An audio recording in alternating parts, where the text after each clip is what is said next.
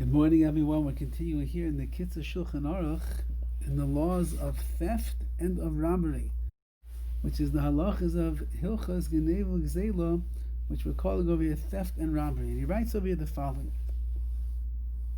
Umikol Makom, nevertheless, even though a person is not allowed to benefit from stolen goods or the like, Mutar Leven Beisai Shel Adam, the members of a person's household are permitted litain prusa la'ani.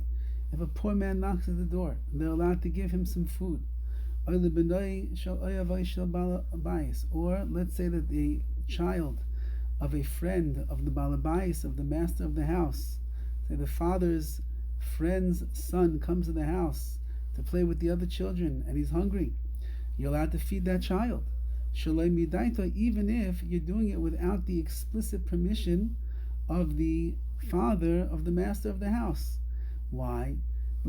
Now, again, you might think that this is called benefiting from somebody else's property, and therefore it's tantamount to stealing over here, because you didn't ask the husband, you didn't ask the father of the house, you just took his food and you gave it to the poor man, and you gave it to this child who came over to play. The reason that it's permissible is because this is what the heads of the house hold. That's what they do. The father of the house, the master of the house, he normally gives some food to the poor man who will come over. And if his son has some friends that are playing at the house, he'll certainly give them food as well, not only to his own child.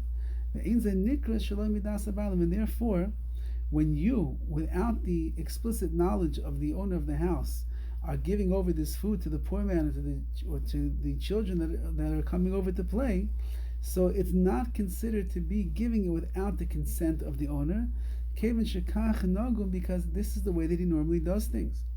And the owners of the house, they know about this anyway. They know that when they're not around, if the poor man comes, their wife is going to give him some food.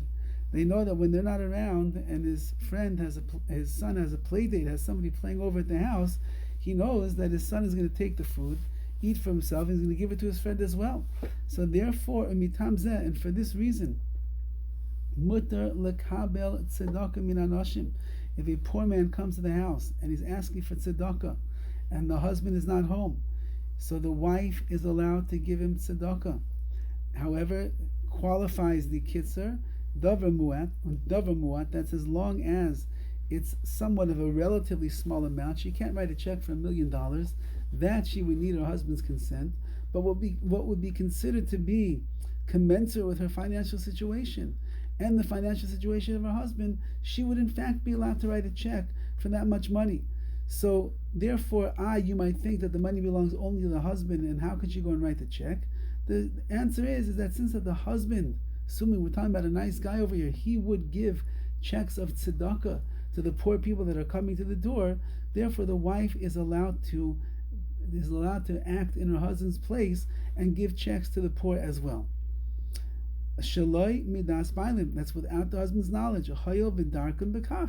Because that's the way that he does things. And also the husband knows that when he's not around, there are what we call meshulachim.